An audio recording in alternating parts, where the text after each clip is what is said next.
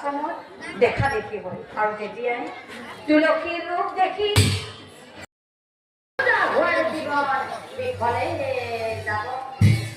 গতিকে ৰাণী আমাৰ ৰাজ্যৰ সিপাৰে থকা সেই আশ্ৰমৰ গালক মুনিৰ ওচৰলৈ যাওঁ। কি জানিবা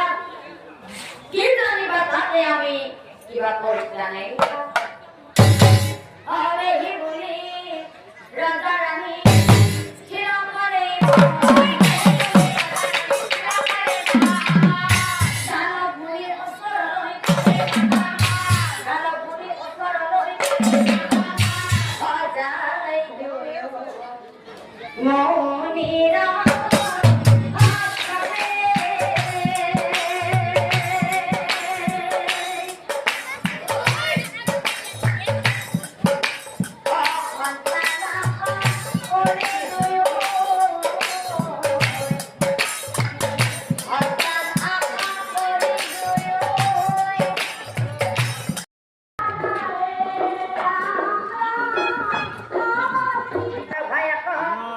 নমস্কাৰ। আজি আমাৰ এই অনুষ্ঠানটো বিষ্ণু হোম আৰু ৰাজ্য ধৰ্ম সভা উৎসৱটো আমি আজি 22 বছৰ অতিক্ৰম কৰিলে। 22 বছৰ অতিক্ৰম কৰি আমাৰ এই অনুষ্ঠানটো 4-5 বছৰ পৰা আপোনাৰ আমি সভা উৎসৱৰ দৰে কৰিব গৈছোঁ। প্ৰথমতে আমাৰ দিনৰ ভাগতে কাৰ্যসূচী সমাপন কৰিছিলোঁ। এতিয়া আমি তাৰমানে দিনজোৰা কাৰ্যসূচীৰে আমি 2 দিনীয়া কাৰ্যসূচী কৰিছোঁ, কিন্তু এইবিলাক আমি 3 দিনীয়া কাৰ্যসূচীত আমি এই ধৰ্মীয় অনুষ্ঠানটো আমি কৰিছোঁ।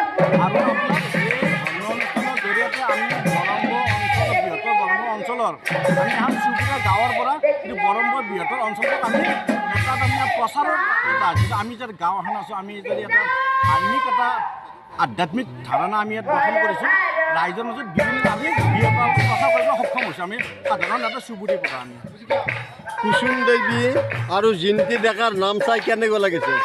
না সঁচাই ভাল লাগিছে। এইবুলি বুলি নহয়, এই চুবুৰীটোৱে বহু দিনৰ পৰা ভাল ভাল নানা নাম ৰাইজৰ মাজত প্ৰদৰ্শন কৰিছে। আমিও প্ৰতি বছৰে এই অনুষ্ঠানটো জড়িত হ'ব পাই আমি নথৈ আনন্দিত হৈছোঁ। আৰু এইবুলি আমি নাম বৰ্তমান জিন্তি ডেকাই পৰিৱেশন কৰি আছোঁ, আমি চাই আছোঁ। প্ৰত্যেক বছৰে আপোনালোকে নামপাৰ টিম মাতে, হয়। গতিকে যাত্ৰা দল বা খোলা পাৰ্টি কিয় নামাতে? আমি যাত্ৰা দল নমস্কাৰ। আমি প্ৰথমে যাত্ৰা দল মাতিছিলোঁ। আমি ৰামদিয়াৰ পৰা দক্ষিণ আনিছিলোঁ, যাত্ৰা দল মাতিছিলোঁ। এতিয়া বৰ্তমান নামটো বেছি বহুভাৱে যিটো ৰাইজৰ সমৰ্থনৰ প্ৰচাৰটো আছে, সেই নাম